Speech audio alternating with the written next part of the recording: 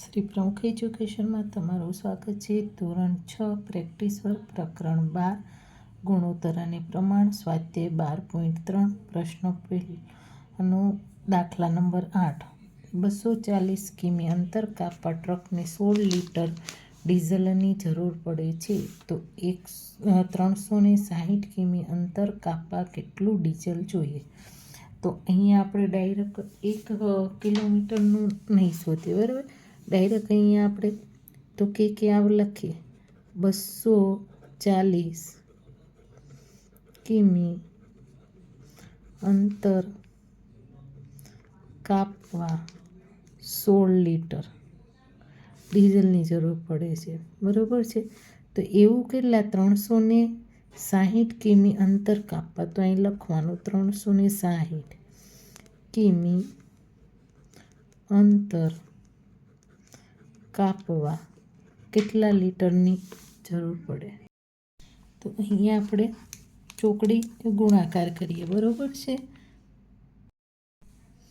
તો ચોકડી ગુણાકારમાં તો કે 16 ગુણ્યા 360, બરાબર. ચોકડી ગુણાકાર કરીએ અને 240 આપણે છેદમાં કરવાના. તો અહીંયા આપણે 0 0 ઉડાડી દઈએ તો 8 દુ 16 અને 12 તેરી 36, બરાબર. અને 12 દુ તો કે 24, 12 આપણે ઉડાડી દીધા, 2 ઉડાડી દીધા. તો આપણી પાસે શું મળે? 8 ગુણ્યા 3 તો કે 8 તેરી તો કે 24. તો આપણી પાસે શું કીધું છે? 600 કિમી અંતર કાપવા કેટલું ડીઝલ જરૂરી છે? તો કે કેટલું ડીઝલ આવે? તો કે 24 આપને લીટર મળી ગયું, 24 લીટર. તો તેવી રીતના આપણે અહીંયા લખીએ કે 360 કિમી અંતર કાપવા તો કે 24 લીટર ડીઝલ જોઈએ. હવે દાખલા નંબર 9. ભાનુએ 13 બોલ પેન ₹91 ખરીદી, જ્યારે વિનુએ આવી જ 11 બોલ પેન ₹99 ખરીદી, તો કોણે સસ્તા ભાવે બોલપેન ખરીદી? બરાબર. તો અહીંયા આપણે ભાનુનું કરીએ તો કે 13 બોલપેન ₹91. તો એવી એક બોલપેન કિંમત કેટલી રૂપિયા થાય? બરાબર છે. આપણે એવી રીતના કરવાનું. તો કે 91 છેદમાં 13 કરીએ, કેમ કે 1 કરીએ તોય પણ આપણે જવાબ તો આપણને ખબર છે કે 91 જ આવે. તો 91 ભાગ્યા આપણે 13 કરી નાખીએ છીએ તો આપને કેટલા મળશે? તો કે 7. તો કે 7 રૂપિયા થઈ ગયા, બરાબર છે.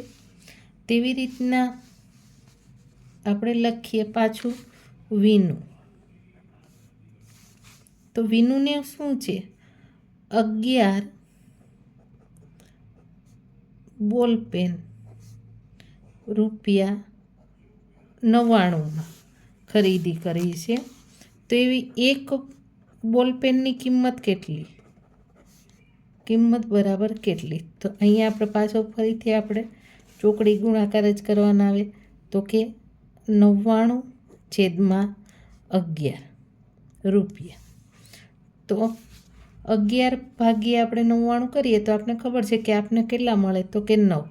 તો અહીંયા શું કીધું? તો કોણે સસ્તા ભાવે બોલપેન ખરીદી? તો આની એક બોલપેનની કિંમત કેટલી આવી? ₹7. અને આની એક બોલપેનની કિંમત કેટલી આવી વિનુની? તો કે ₹9. તો સસ્તી કોની પડી? તો આપણે ભાનુની પડી. તો અહીંયા લખીએ તો કોણે સસ્તા ભાવે બોલપેન ખરીદી? તો અહીંયા લખીએ ભાનુએ સસ્તા ભાવે બોલપેન ₹7 ખરીદી, બરોબર.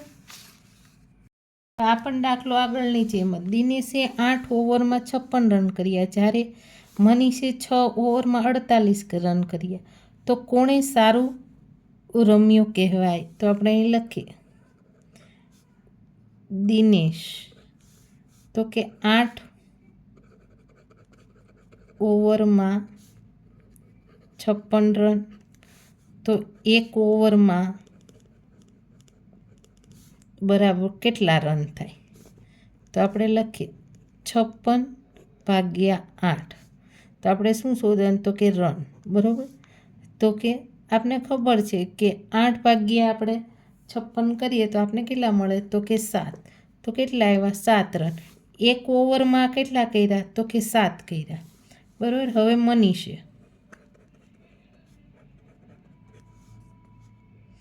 તો 6 ઓવરમાં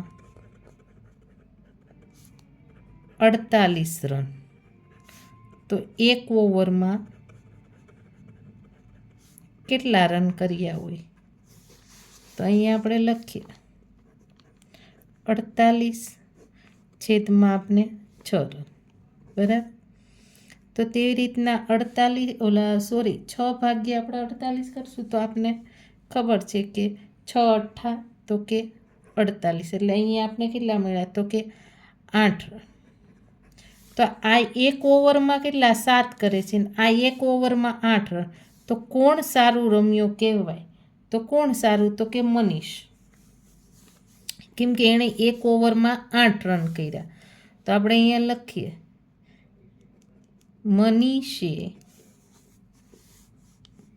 મનીષે 8 રન રમ્યો. બરાબર. કે અથવા તો આપણે એમ પણ લખી કે મનીષે સારું રમ્યો કહેવાય. કોઈ પણ વસ્તુ તમારી રીતના લખી આપીએ. બરાબર.